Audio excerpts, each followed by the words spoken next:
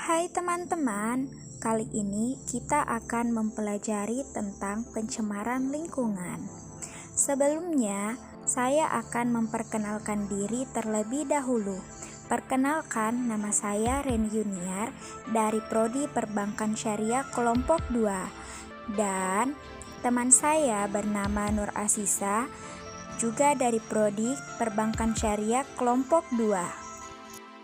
Pencemaran lingkungan adalah terkontaminasinya komponen fisik dan biologis dari sistem bumi dan atmosfer sehingga mengganggu keseimbangan ekosistem lingkungan.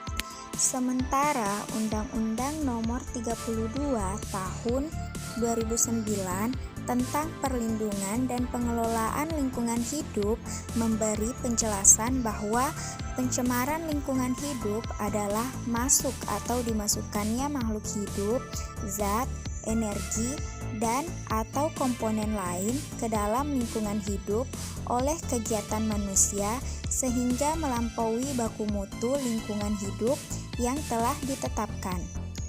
Pencemaran lingkungan terbagi menjadi 4, yaitu pencemaran tanah, pencemaran air, pencemaran udara, dan pencemaran suara. Untuk mengetahui info lebih lanjut tentang pencemaran lingkungan, yuk simak video wawancara dan observasi berikut. Lokasi pencemaran tanah yaitu di Kelurahan Bekaseng, Kecamatan Bukit Tinggi. Seperti yang dilihat di belakang saya, sudah terjadi yaitu sampah-sampah dari kalangan masyarakat. Baik, narasumber saya kali ini yaitu Babinsa Kelurahan Bekaseng, Bapak Seksan Kepala Apaludin. Selamat siang Pak. Maaf mengganggu waktunya sebentar. Saya ingin bertanya tentang pencemaran lingkungan, khususnya pencemaran tanah yang terjadi di Kelurahan Bekaseng, tepatnya di lingkungan IKJ. Sebagai Babinsa di Kelurahan Bekaseng, apa saja upaya yang Bapak lakukan untuk mengarahkan masyarakat Kelurahan Bekaseng agar tidak membuang sampah lagi di lokasi tersebut? Baik, terima kasih. Sebenarnya ini bukan hal baru. Ini sudah banyak sering dan saya selama ini sudah bekerja sama dengan pemerintah setempat, dalam hal ini kelurahan. Sudah sering mengimbau ulang-ulang kepada masyarakat, ataupun kita ajak karyawan di situ, bagaimana supaya tidak terjadi atau tidak dijadikan masyarakat sebagai pembuangan sampah. Tapi hal itu memang tidak bisa berjalan hanya berkepanjangan, karena memang kita lihat kondisi masyarakat yang ada di wilayah itu, memang kondisinya karena mungkin pertama tidak adanya memang lahan untuk dijadikan tempat buang sampah, sehingga masyarakat berpikir bahwa hal atau wilayah yang di sana karena memang agak jauh dari perumahan, jadi jadikanlah kesempatan sebagai tempat sampah. Memang itu adalah pencemaran lingkungan, tapi hal ini kami tidak tinggal diam sama pemerintah. Kami akan berusaha semaksimal mungkin bekerja sama dengan pemerintah. Nanti juga kami akan memberikan saran kepada bagaimana caranya hanya masyarakat tidak membuang lagi sampah di situ. Mungkin teknik yang kita harus ambil yang pertama adalah mengadakan sampah keliling. Kalau memang sudah ada istilahnya dari pemerintah hal semacam begitu, insyaallah masyarakat tidak akan membuang sampah sembarangan tempat. Mungkin masyarakat ketika ada sampahnya mungkin dimasukkan ke dalam karung di depan rumah. Setelah itu mungkin diambil sama yang tukang sampah keliling. Mungkin gitu. Lalu bagaimana cara menanggulangi sampah-sampah yang telah menumpuk di lokasi tersebut? Oke, terima kasih. Kalau untuk sampah-sampah yang sudah lama menumpuk selama ini, yaitu mungkin kita akan tapi saya akan koordinasikan dulu pemerintah kelurahan. Mungkin kita akan adakan karya bakti besar-besaran membuang sampah yang sudah ada di situ yang selama ini sudah istilahnya di Semarang. Karena kalau di situ juga sudah bersih, kemungkinan masyarakat yang mau membuang sampah di situ juga tidak enak juga.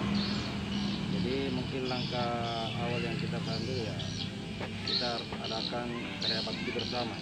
Bagaimana caranya di situ sampah-sampah harus hilang semua. Terima kasih atas waktunya, Pak.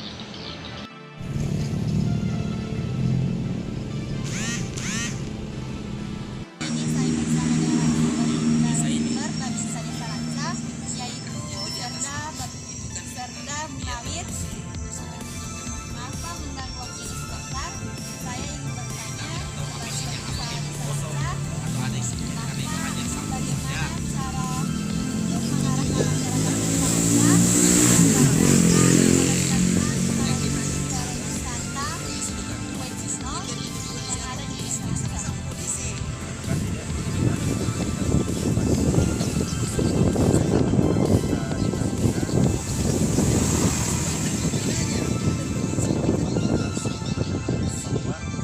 cara-cara yang harus dilakukan dorong masyarakat agar tetap melestarikan permainan yang Desa Lanca yang pertama. Sebelumnya kita harus koordinasi sama pemerintah setempat, artinya kepala desa dan Babinsa Lima.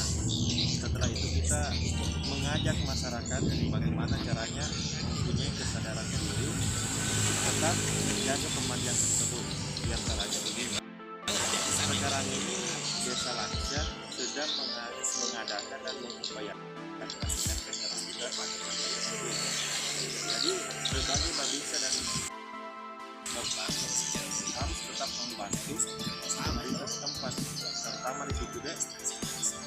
Sekarang ini kan sampah-sampah bertebaran di sana, jadi kita harus mengajak masyarakat dan mendorong semua elemen yang terkait di Desa Lanca agar sampah-sampah itu bisa meminimalisir. Di saat ini untuk membersihkan secara langsung susah.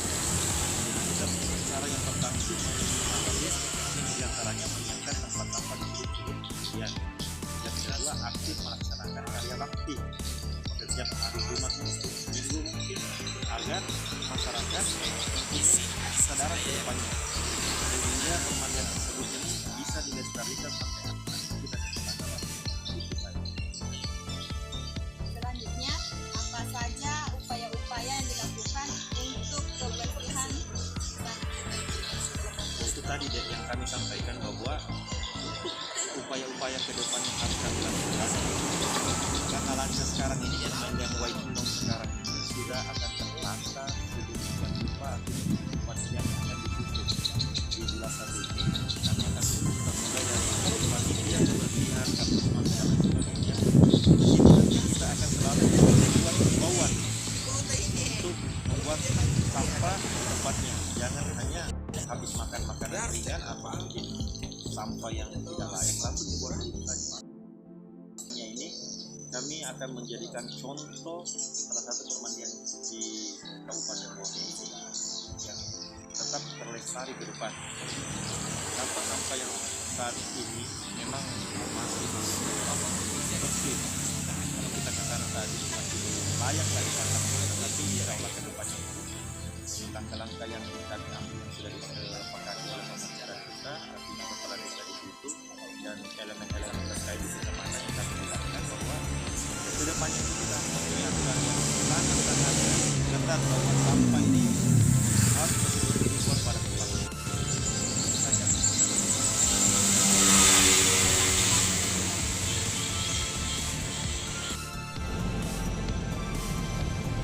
Baik, narasumber saya kali ini adalah anggota Kepolisian Polsek Kabupaten, yaitu Brigadir Polisi Lahar Nuntip. Berhubung Bapak adalah anggota kepolisian, saya ingin bertanya sedikit tentang pencemaran lingkungan, tepatnya pencemaran udara.